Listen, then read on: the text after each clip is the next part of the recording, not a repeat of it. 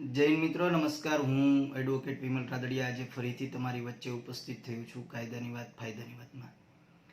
મિત્રો, આપણે જન્મ અને મરણના પ્રમાણપત્ર કઢાવતા હોઈએ એમાં અત્યાર સુધી પ્રોબ્લેમ એ આવતો હતો કે આપણે ઉર્ફે કોઈ નામ ધારણ કરતા હોઈએ અથવા તો આપણા બે નામથી ઓળખપત્ર આપણી પાસે બીજા અવેલેબલ હોય ત્યારે એવા જન્મ અથવા મરણના દાખલામાં ઉર્ફે નામ લખાતું નહોતું.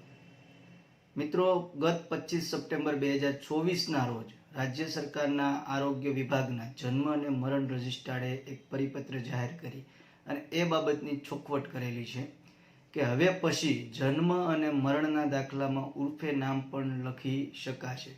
બીજું કે ઘણી વખત અરજદાર એવું કે મારે ઉર્ફે નામ નથી લખવું અને મારે બીજું જ નામ લખવું છે તો પણ તેવા નામ પણ લખી શકાશે.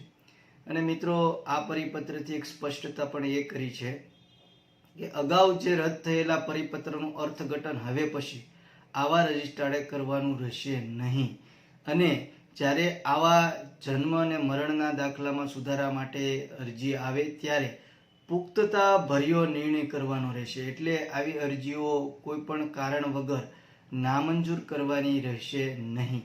તો મિત્રો, રાજ્ય સરકારે આ મુખ્ય ફેરફાર કરેલો છે અને આ ફેરફારનો વિડીયો તમામ મિત્રો સુધી પહોંચાડો જેથી કરીને જે લોકોને આ બાબતે કોઈ સુધારા વધારા કે ફેરફાર કરાવવા હોય તો એમને માહિતી મળી રહે. મિત્રો, હું આ તમામ મિત્રોને વિનંતી કરીશ કે મારા પેજ અને આઈડીને લાઈક કરો, શેર કરો, સબસ્ક્રાઈબ કરો.